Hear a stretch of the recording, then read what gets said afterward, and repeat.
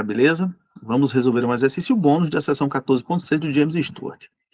O exercício, ele diz o seguinte: encontre o ângulo entre o plano Z igual a zero e o plano tangente ao elipsoide de equação x2 sobre 12 mais y2 sobre 12 mais z ao quadrado sobre 3 igual a 1 no ponto 2, 2, 1.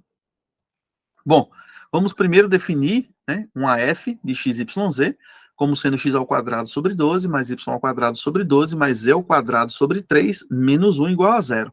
De modo que o elipsoide, ele é a superfície de nível de f de x, y, z igual a zero. Note que o gradiente de f tem como componente do seu vetor a primeira componente fx, a segunda fy e a terceira fz, de modo que ele é um vetor normal à superfície no ponto x, y, z. E, portanto, é um vetor normal para o plano tangente em x, y, z. Para determinar o gradiente de f, vamos precisar calcular as derivadas parciais fx, fy e fz. Bom, a derivada parcial de f com relação a x é a mesma coisa que derivar com relação a x, x ao quadrado sobre 12 mais y ao quadrado sobre 12 mais z ao quadrado sobre 3 menos 1, de modo que y e z são vistos como constante e a derivada de x ao quadrado sobre 12 é x sobre 6. Para derivar f com relação a y, basta derivar parcialmente com relação a y, x ao quadrado sobre 12 mais y ao quadrado sobre 12 mais z ao quadrado sobre 3 menos 1. Nesse caso, tanto x como z são vistos como constantes, e basta derivar y ao quadrado sobre 12, e isso é y sobre 6. Para derivar f com relação a z, vamos fazer a mesma coisa que nós fizemos antes. Então, basta derivar parcialmente com relação a z, x ao quadrado sobre 12, mais y ao quadrado sobre 12, mais z ao quadrado sobre 3 menos 1. Nesse caso, tanto x como y são constantes, e basta derivar z ao quadrado sobre 3. E sua derivada é 2z sobre 3.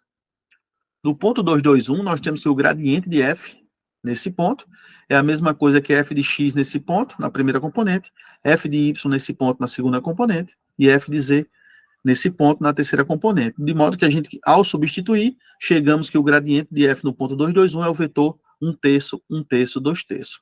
Bom, a equação do plano tangente ao elipsoide nesse ponto, 2, 2, 1, ela é dada por f de x no ponto 2, 2, 1, que multiplica x menos 2, somado com fy no ponto 2, 2, 1, que multiplica y menos 2, somado com fz no ponto 2, 2, 1, que multiplica z menos 1, igual a zero.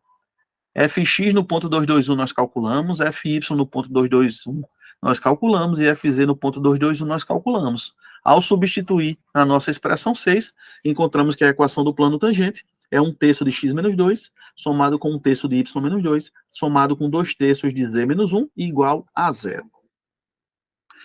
Como o gradiente de f ele é normal ao plano tangente, e o k, né, o vetor canônico do R3001, ele é normal ao plano z igual a zero, ou o plano xy, temos que o ângulo entre os planos é dado por cosseno θ é igual ao gradiente de f no ponto 2, 2, 1, interno com o vetor k, dividido pela norma do gradiente de f, que multiplica a norma do vetor k.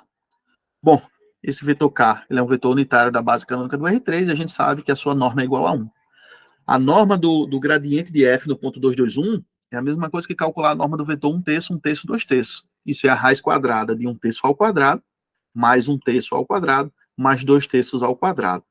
Isso é a mesma coisa que a raiz quadrada de 1 sobre 9, mais 1 sobre 9, mais 4 sobre 9. Isso é a mesma coisa que a raiz quadrada de 6 sobre 9, e se a gente simplifica tudo por 3, isso é a mesma coisa que a raiz quadrada de 2 sobre 3.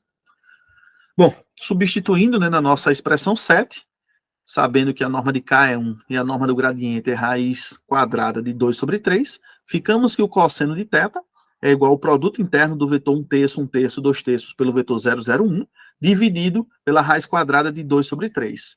Bom, 1/3 vezes 0 dá 0, somado com 1/3 vezes 0 também dá 0, somado com 2/3 vezes 1, que dá 2/3, de modo que o cosseno de θ é 2/3 dividido pela raiz quadrada de 2 sobre 3.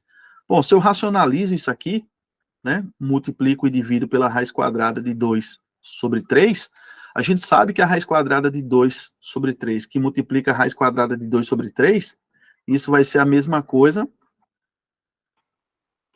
que